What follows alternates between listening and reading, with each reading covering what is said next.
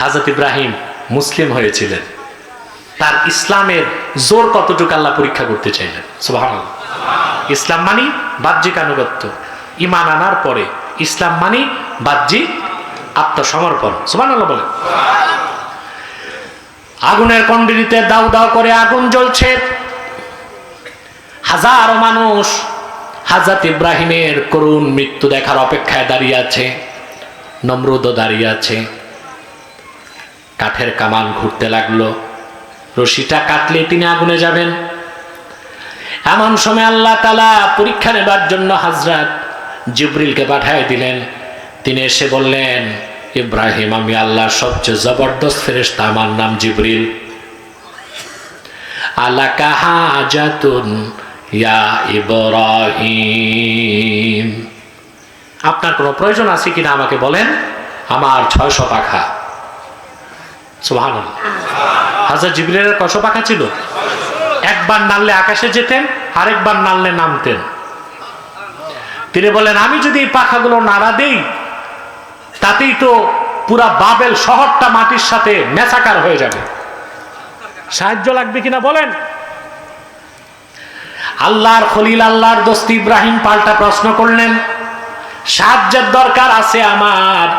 জিবরিল, তোরে প্রশ্ন করি, হাজাতুন ইলাইকা আও ইলাল্লাহ, সেই সাহায্যটা কি তোমার কাছে চাইবো নাকি যে আল্লাহর ভালোবাসায় জীবন উৎসর্গ করতে যাচ্ছি সে আল্লাহর কাছেই চাইব। পরীক্ষায় তিনি উত্তীর্ণ হয়ে গেলেন। তিনি যে সত্যিকার অর্থে আল্লাহর কাছে আত্মসমর্পণ করে, ওই যে উনি বলেছেন আসলামতু লিরাব্বিল আলামিন, সেই পরীক্ষায় তিনি উত্তীর্ণ। সুবহানাল্লাহ বলেন। রশি কেটে দেওয়া হলো, চলে গেলেন তিনি আগুনে। বুখারী শরীফে এসেছে, আগুন তার শরীর স্পর্শ করার আগে তিনি পড়লেন, হাসবি আল্লাহু ওয়া নি'মাল ওয়াকিল, নি'মাল মাওলা ওয়া নি'মান নাসির। বুখারী শরীফে এসেছে, আল্লাহর হাবিব ইরশাদ করেছেন, হাসবি আল্লাহু ওয়া নি'মাল ওয়াকিল ক্বালাহা ইব্রাহিমু হিনা উলকিয়া ফিন্নার। হযরত ইব্রাহিমকে যখন আগুনে দেওয়া হয়েছে, সর্বপ্রথম এই জমিনে হাসবি আল্লাহু ওয়া নি'মাল ওয়াকিল কথাটা হযরত ইব্রাহিম বলেছেন। অর্থ তো জানেন না, হাসবি আল্লাহ মানে আল্লাহ তাআলাই আমার জন্য যথেষ্ট। সুবহানাল্লাহ। ওয়া নি'মাল ওয়াকিল, এবং তিনি হচ্ছেন উত্তম অভিভাবক। আল্লাহু আকবার। আমি আমলটা দিয়ে যাই, করবেন সকাল সন্ধ্যা 7 বার। কয়বার? 7 বার যদি পড়েন, কিসের রাসেল ভাইবার, বাঘও তো কাছে আসবে না যদি ইয়াকিন ঠিক থাকে। আমলগুলো করবেন ইনশাআল্লাহ। হাদিস শরীফে পুরাটা এসেছে, পুরাটা করবেন।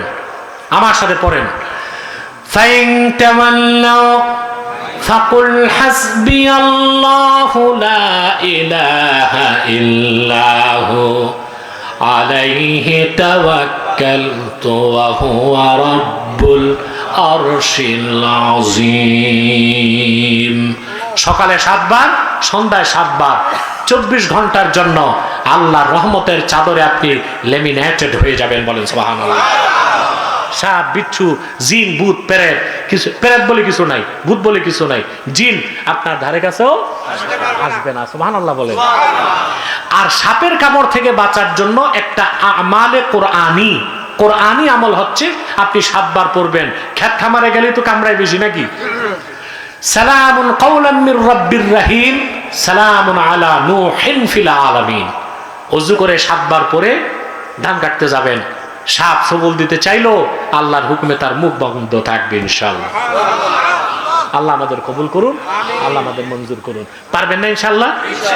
আপনারা বলতেছেন হুজুর চিকিৎসা শুরু করে দিয়েছে। আরে ভাই, এটা তো আমালে কোরআনি, কোরআন ও সুন্নাহর আমলই আমাদের মুক্তি ও নাজাত দিতে পারে দুনিয়া এবং আখিরাতে। বলেন আল্লাহ কবুল করুন। 3 দিন, 7 দিন কিংবা 40 দিন, অধিক সংখ্যক মতে তারিখে তাবারিতে এসেছে 3 দিন পর তিনি আগুন থেকে বেরিয়ে আসলেন, একটা পশমও জ্বলল না। আল্লামা হাফিজ ইবনে কাসির কাসাসুল কোরআনে লেখেন,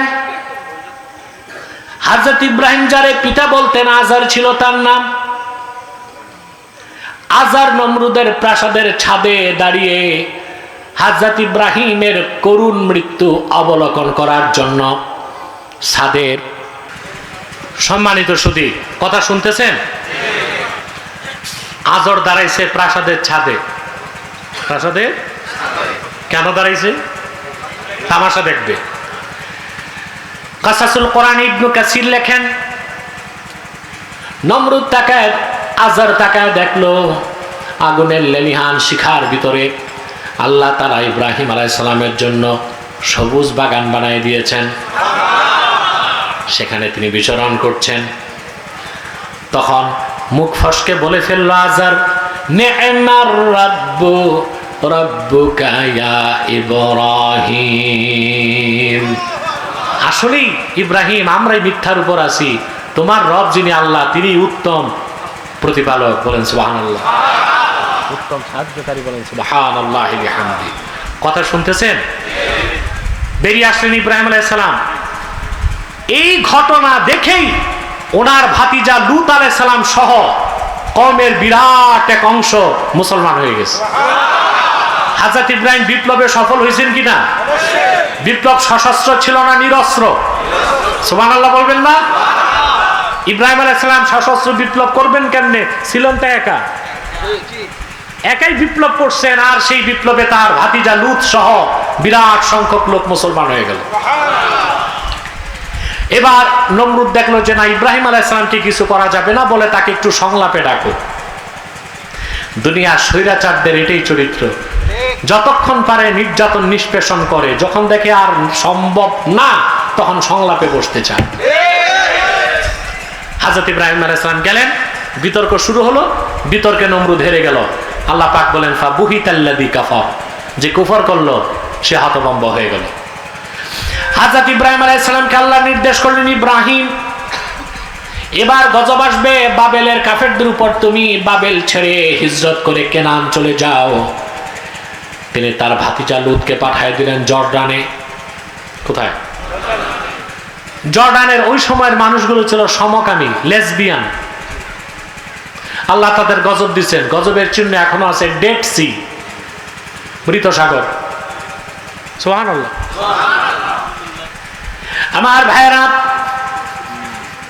সুবহানাল্লাহ, এই জন্য বলতে বললাম যে আল্লাহ তাআলা আযাবের চিহ্নটা এখনো রেখে দিচ্ছেন, কত হাজার বছর হয়, যেন মানুষ বুঝতে পারে কি রকম শাস্তি আসতে পারে, আর এটাও যেন বুঝতে পারে সমকামিতা কত জঘন্য অপরাধ। ঠিক কিনা?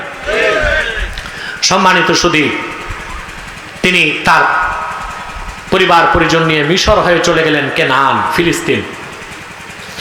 আবার আল্লাহ নির্দেশ করলেন, ইব্রাহিম এবার তুমি তোমার স্ত্রী হাজেরা এবং তোমার বড় ছেলে ইসমাইলকে নিয়ে মক্কায় চলে যাও।